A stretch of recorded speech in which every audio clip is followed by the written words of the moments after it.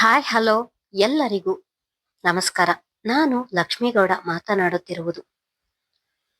ಯಾರೆಲ್ಲ ಇನ್ನು ನನ್ನ ಕಾಮನಬಿಲ್ಲು ಕಥಾಗುಚ್ಛ ಯೂಟ್ಯೂಬ್ ಚಾನಲ್ ಸಬ್ಸ್ಕ್ರೈಬ್ ಮಾಡದೆ ಕತೆ ಕೇಳ್ತಿದ್ದೀರಾ, ಪ್ಲೀಸ್ ಸಬ್ಸ್ಕ್ರೈಬ್ ಮಾಡಿ ಕತೆ ಕೇಳಿ.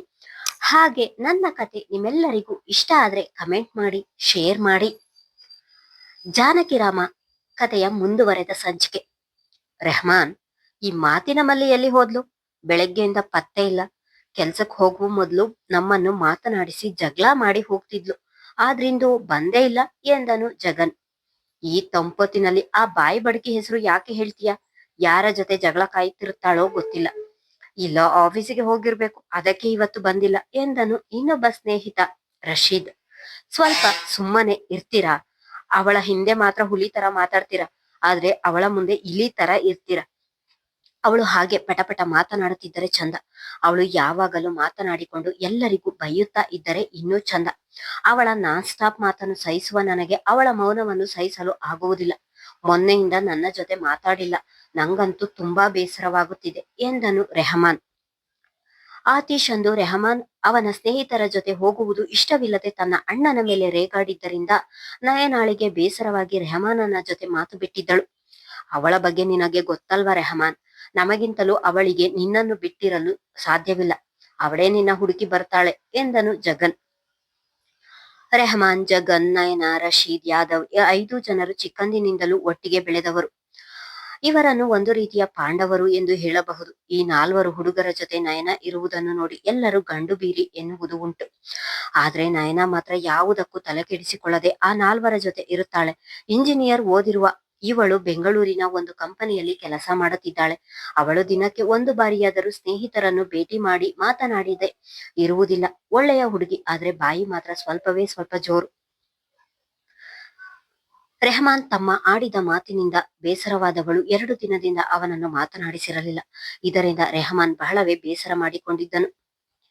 ಇವರ ಮಾತು ಸಾಗುವಾಗಲೇ ಅಲ್ಲಿಗೆ ಯಾದವ್ ಬಂದಿದ್ದನು. ಆದ್ರೆ ಯಾದವ್ ಹಣೆಯಲ್ಲಿ ರಕ್ತ ಸೋರುತ್ತಿರುವುದನ್ನು ನೋಡಿದ ಮೂವರು ಗಾಬರಿಯಾದವರು, ಯಾದವ್ ಏನಾಯ್ತು? ಹಣೆಯಲ್ಲಿ ಇಷ್ಟೊಂದು ರಕ್ತ ಬರುತ್ತಿದೆ ಎಂದು ರೆಹಮಾನ್ ಗಾಬರಿಯಲ್ಲಿ ಕೇಳಿದನು.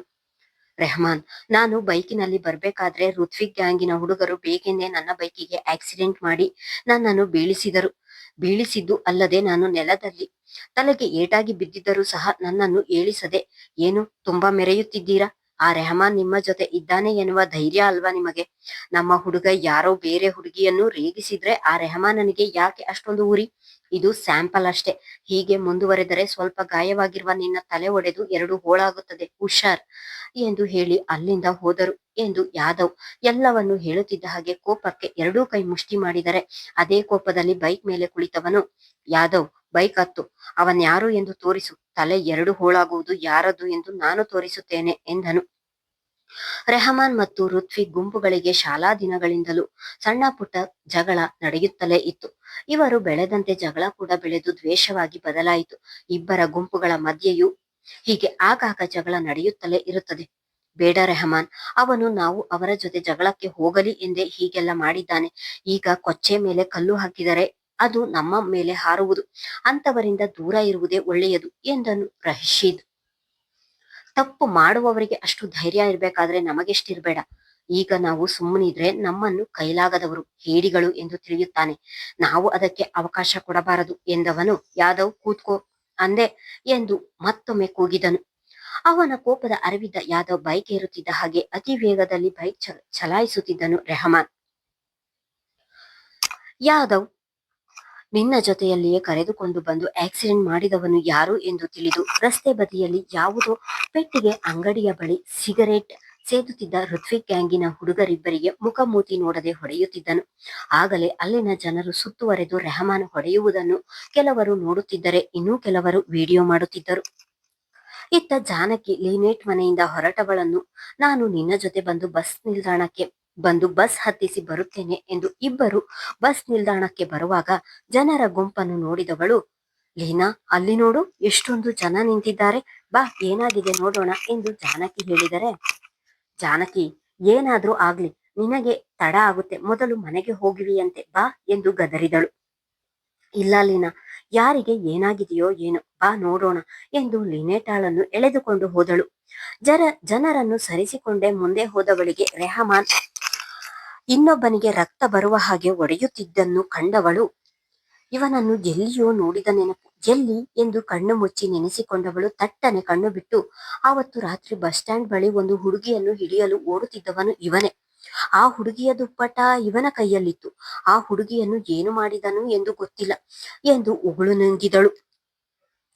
ಇವತ್ತು ಇಲ್ಲಿ ಯಾರಿಗೋ ಸಾಯುವ ಹಾಗೆ ಹೊಡೆಯುತ್ತಿದ್ದಾನೆ, ಮುಖದಲ್ಲಿ ರಕ್ತ ಬರುತ್ತಿರುವುದು, ಹೀಗೆ ಹೊಡೆಯುತ್ತಿದ್ದಾನಲ್ಲ, ಅವನು ಸತ್ತು ಹೋದ್ರೆ ಏನು ಮಾಡುತ್ತಾನೆ ಎಂದುಕೊಂಡವಳು, ಲೀನಾ, ಇವನೇ ಕಣೆ ಅವನು ಎಂದು ಜೋರಾಗಿ ಹೇಳಿದಳು. ಅವಳ ಧ್ವನಿ ರೆಹಮಾನನಿಗೆ ಕೇಳಿಸಿ ತಿರುಗಿದರೆ ಲೀನಾಳ ಕಡೆ ಮುಖ ತಿರುಗಿಸಿ ನಿಂತಿದ್ದವಳು ತನ್ನ ಕೇಶರಾಶಿ ಇಳಿಬಿಟ್ಟು ಕೈಯಲ್ಲಿ ದುಪ್ಪಟ್ಟವನ್ನು ಸುತ್ತುತ್ತಾ ಲೀನಾ ಜೊತೆ ಮಾತನಾಡುತ್ತಾ ನಿಂತಿದ್ದಳು. ಮೆಲ್ಲೆ ಮಾತಾಡೆ ಮಾರಾಯ್ತಿ, ಯಾರೇ ಇವನು ಎಂದಳು ನಿಧಾನವಾಗಿ.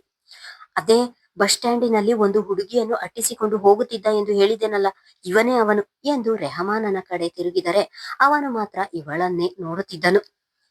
ಅವನನ್ನು ಕೋಪದಲ್ಲಿ ನೋಡಿದವಳು, ಇವನು ಯಾರಿಗೋ ಸಾಯುವ ಹಾಗೆ ಹೊಡೆಯುತ್ತಿದ್ದರೂ ನೀವು ನೋಡುತ್ತಾ ನಿಂತಿದ್ದೀರಾ. ಇಂಥ ರೌಡಿಗಳನ್ನು ಹೀಗೆ ಬೆಳೆಯಲು ಬಿಟ್ಟರೆ ಮುಂದೆ ಇನ್ನೆಂತಹ ತಪ್ಪು ಮಾಡ್ತಾನೆ ಗೊತ್ತಿಲ್ಲ ಎಂದು ಅಲ್ಲಿರುವವರಿಗೆ ಹೇಳಿದವಳು, ಇಂಥವನಿಂದ ಹೆಣ್ಣು ಮಕ್ಕಳು ನೆಮ್ಮದಿಯಾಗಿ ಓಡಾಡುವ ಹಾಗಿಲ್ಲ, ಮೊದಲು ಪೊಲೀಸಿನವರಿಗೆ ಹೇಳ್ಬೇಕು ಎಂದು ತನ್ನ ಮೊಬೈಲ್ ತೆಗೆಯುತ್ತಿದ್ದ ಹಾಗೆ ಒಡನೆ ಅವಳ ಕೈಯಿಂದ ಮೊಬೈಲ್ ಕಸಿದುಕೊಂಡಿದ್ದಳು ಲೀನಾ. ಜಾನಕಿ ಮುಗ್ಧೆಯೇ ಇರಬಹುದು, ಆದ್ರೆ ತಪ್ಪು ಕಂಡರೆ ಸುಮ್ಮನಿರುವವಳಲ್ಲ. ಜಾನಕಿ ಒಂದೇ ಸಮ ಮಾತನಾಡುತ್ತಿದ್ದರೆ ಅವಳು ಹಣೆಗೆ ಇಟ್ಟಿದ್ದ ಪುಟ್ಟ ಬಿಂದಿ, ಆ ಬಿಂದಿಯ ಮೇಲೆ ಇಟ್ಟಿದ್ದ ಪುಟ್ಟ ಕುಂಕುಮ ರೆಹಮಾನನನ್ನು ಆಕರ್ಷಿಸಿದ್ದವು. ಅವಳು ಯಾವ ಮಾತು ಅವನ ಕಿವಿಗೆ ತಲುಪಲೇ ಇಲ್ಲ. ಕಾಡಿಗೆ ತಿಡಿದ ಕಣ್ಣು ಅವಳ ಕುಂಕುಮವನ್ನು ನೋಡುತ್ತಾ ನಿಂತನು. ಏನು ಮಾಡ್ತಿದ್ದೀಯಾ ಜಾನಕಿ? ನಿನ್ನನ್ನೇನು ನೀನು ಕಿರಣ್ ಬೇಡಿ ಎಂದುಕೊಂಡಿದೀಯಾ ಹೇಗೆ? ಊರಿನವರ ಉಸಾಬರಿ ನಮಗೇಕೆ?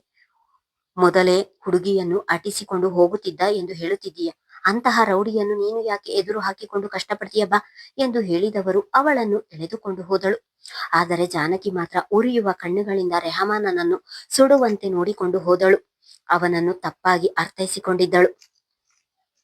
ಅವಳ ಕಣ್ಣು ನೋಡಿದವನಿಗೆ ಆ ನೋಟ ಅವನೆದೆಯಲ್ಲಿ ಹಾಗೆ ಉಳಿಯಿತು. ಅವಳು ಹೋಗುತ್ತಿದ್ದ ಹಾಗೆ ಹೊಡೆಸಿಕೊಂಡವನು ಸುಸ್ತಿನಿಂದ ಕೆಳಗೆ ಕುಸಿದಿದ್ದನು. ಅವನ ಕೊರಳ ಪಟ್ಟಿ ಹಿಡಿದು ಮೇಲೇಳಿಸಿ, ಇನ್ನೊಮ್ಮೆ ನನ್ನ ಸ್ನೇಹಿತರ ತಂಟೆಗೆ ಬಂದರೆ ಈ ಉಸಿರು ನಿಲ್ಲಿಸಿ ಬಿಡುತ್ತೇನೆ ಎಂದು ಎಚ್ಚರಿಕೆ ಕೊಟ್ಟು ಅಲ್ಲಿಂದ ಹೊರಟಿದ್ದನು. ರೆಹಮಾನ್, ಆ ಹುಡುಗಿ ನಿನ್ನನ್ನು ತಪ್ಪಾಗಿ ತಿಳಿದಿದ್ದಾಳೆ, ಅವಳಿಗೆ ಸತ್ಯ ಹೇಳಬೇಕಿತ್ತು ಎಂದನು ಯಾದವ್, ನಾವು ಎಲ್ಲರಿಗೂ ಒಳ್ಳೆಯವರಾಗಲು ಸಾಧ್ಯವಿಲ್ಲ. ಕೆಲವರಿಗೆ ಒಳ್ಳೆಯವರಾದರೆ ಇನ್ನೂ ಕೆಲವರಿಗೆ ಕೆಟ್ಟರಾಗುತ್ತೇವೆ. ಹಾಗೆ ಅವರಿಗೆ ನಾವು ಕೆಟ್ಟವರಲ್ಲ ಎಂದು ಸಾಬೀತು ಮಾಡಲು ಹೋದರೆ ಮತ್ತೆ ಕೆಟ್ಟರಾಗುವ ಸಾಧ್ಯತೆ ಇರುತ್ತದೆ. ಅದಕ್ಕೆ ಹಾಗೆಯೇ ಉಳಿಯುವುದು ಒಳಿತು ಎಂದಿದ್ದನು. ಲೀನಾ, ಬಿಡು ಕೈ, ಯಾಕೆ ನನ್ನನ್ನು ಹಾಗೆ ಎಳೆದುಕೊಂಡು ಬಂದೆ ಎಂದಳು ಕೋಪದಲ್ಲಿ. ಎಳೆದುಕೊಂಡು ಬರದೆ ನಿನ್ನನ್ನು ಇನ್ನೇನು ಮಾಡಬೇಕಿತ್ತು?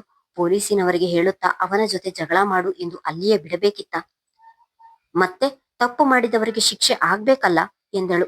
ಶಿಕ್ಷೆ ಕೊಡಿಸಲು ನೀನೇನು ಕಾನೂನು ಎಂದು ತಿಳಿದಿದ್ದೀಯಾ? ಅಲ್ಲಿ ಅಷ್ಟೊಂದು ಜನ ಹಿರಿಯರು ಬುದ್ಧಿವಂತರು ನಿಂತಿದ್ದರು. ಎಲ್ಲರೂ ಕಣ್ಣು ಬಾಯಿ ಬಿಟ್ಟುಕೊಂಡು ನೋಡುತ್ತಿದ್ದರೋ ಹೊರತು ಯಾರಾದರೂ ಅವನ ವಿರುದ್ಧ ಒಂದು ಮಾತೆತ್ತಲಿಲ್ಲ. ಅದನ್ನು ನೀನು ನೋಡಿದೆ ತಾನೆ? ಅವರು ಯಾರಿಗೂ ಶಿಕ್ಷೆ ಕೊಡಿಸುವ ಯೋಚನೆ ಇಲ್ಲ ಎಂದ ಮೇಲೆ ನಿನಗೇಕೆ? ಅವರೆಲ್ಲರೂ ಊರಲ್ಲೋಗೋ ಮಾರಿನ ಮನೆಗೆ ಕರೆಯಬಾರದು ಎನ್ನುವ ಯೋಚನೆಯಿಂದ ಸುಮ್ಮನಿದ್ದರು. ನೀನು ಹಾಗೆ ಸುಮ್ಮನಿರುವುದು ಒಳ್ಳೆಯದು. ನಿನ್ನ ತಂದೆಯ ಬಗ್ಗೆ ಗೊತ್ತು ತಾನೆ? ಈಗಾಗ್ಲೇ ತಡ ಆಗಿದೆ ಎಂದು ಗುರ್ ಎನ್ನುತ್ತಿರುತ್ತಾರೆ. ಇನ್ನು ಇದನ್ನೆಲ್ಲ ನೀನು ಮೈ ಮೇಲೆ ಎಳೆದುಕೊಂಡರೆ ನಿನ್ನ ಕತೆ ಮುಗಿಯಿತು. ಮೊದಲು ಮನೆಗೆ ಹೋಗು ಎಂದು ಹೇಳಿದವಳು ಅವಳ ಮಾತಿಗೂ ಅವಕಾಶ ಕೊಡದೆ ಬಸ್ ಬಂದಿದ್ದನ್ನು ನೋಡಿ ಅವಳನ್ನು ಬಸ್ ಹತ್ತಿಸಿ ಹೊರಟಿದ್ದಳು ಲಿನೆಟ್. ಗಣಿ, ಲೀನಾ ಹೇಳಿದ ಹಾಗೆ ಇವತ್ತು ಕೂಡ ತಡ ಆಗೋಯ್ತು. ಅಪ್ಪನ ಬೈಗುಳದಿಂದ ನೀನೇ ನನ್ನನ್ನು ಕಾಪಾಡಬೇಕು ಎಂದು ಗಣೇಶನನ್ನು ಪ್ರಾರ್ಥಿಸುತ್ತಾ ಬಸ್ಸಿನಿಂದ ಇಳಿದವಳು ದಾಪುಗಾಲು ಹಾಕುತ್ತಾ ಮನೆ ಕಡೆ ಹೊರಟಿದ್ದಳು. ಗಣಿ, ಅಪ್ಪ ಈಗ ಮನೆಯಲ್ಲಿ ಇಲ್ಲದೇ ಇರುವ ಹಾಗೆ ಮಾಡು ಎಂದು ದಾರಿಯುದ್ದಕ್ಕೂ ಏನೇನೋ ಹೇಳಿಕೊಳ್ಳುತ್ತಾ ಮನೆಯ ಮುಂದೆ ಬಂದು ನಿಂತವಳಿಗೆ ಅಲ್ಲಿಯೇ ಮನೆಯ ಮುಂದೆ ನಿಂತಿದ್ದ ತನ್ನ ತಂದೆ ಕಂಡಿದ್ದರು. ತನ್ನ ತಂದೆಯನ್ನು ನೋಡಿ ಇವತ್ತು ಮುಗಿಯಿತು ನನ್ನ ಕತೆ ಎಂದು ನಡುಗುವ ಕೈಗಳಿಂದಲೇ ಪುಟ್ಟದಾದ ಗೇಟ್ ತೆರೆದವಳು ಹೆಗಲಿನಲ್ಲಿದ್ದ ಬ್ಯಾಗ್ ಅನ್ನು ಗಟ್ಟಿಯಾಗಿ ಹಿಡಿಯುತ್ತಾ ನಿಧಾನ ಹೆಜ್ಜೆ ಇಡುತ್ತಾ ಮುಂದೆ ಬಂದಳು. ಆಗಲೇ ರಾತ್ರಿ 7ರ ಸಮಯವಾಗಿತ್ತು. ಸುಬ್ರಹ್ಮಣ್ಯ ಶಾಸ್ತ್ರಿಗಳು ಗೇಟಿನಿಂದ ಒಳಗೆ ಬಂದ ಮಗಳನ್ನು ನೋಡಿ ಒಂದು ತಾಮ್ರದ ಕೊಡದ ತುಂಬಾ ನೀರನ್ನು ಅವಳ ಬಳಿಗೆ ತೆಗೆದುಕೊಂಡು ಹೋಗಿದ್ದರು. ಮೊದಲೇ ಹೆದರಿದ್ದವಳು ಅವರ ಕೈಯಲ್ಲಿ ತುಂಬಿದ ಕೊಡ ನೀರನ್ನು ನೋಡಿ ಇನ್ನೂ ಭಯಭೀತಳಾದಳು. ಮಗಳ ಭಯವನ್ನು ಲೆಕ್ಕಿಸದ ಸುಬ್ರಹ್ಮಣ್ಯ ಶಾಸ್ತ್ರಿಗಳು ಒಂದು ಬಿಂದಿಗೆ ನೀರನ್ನು ಒಂದೇ ಸಮ ಅವಳ ಮೇಲೆ ಸುರಿದಿದ್ದರು. ಸುಬ್ರಹ್ಮಣ್ಯ ಶಾಸ್ತ್ರಿಗಳ ಈ ವರ್ತನೆಗೆ ಬೆಚ್ಚಿದವಳು ಮೊದಲೇ ಥಂಡಿ ವಾತಾವರಣ, ಮೈ ಮೇಲೆ ತಣ್ಣೀರು ಬೀಳುತ್ತಿದ್ದ ಹಾಗೆ ಅಮ್ಮ ಎಂದು ಕೂಗಿ ತನ್ನ ಕೈಯಲ್ಲಿ ಇದ್ದ ಬ್ಯಾಗ್ ಅನ್ನು ಪಕ್ಕಕ್ಕೆ ಎಸೆದಿದ್ದಳು. ಮುಂದುವರಿಯುವುದು. ಧನ್ಯವಾದಗಳು.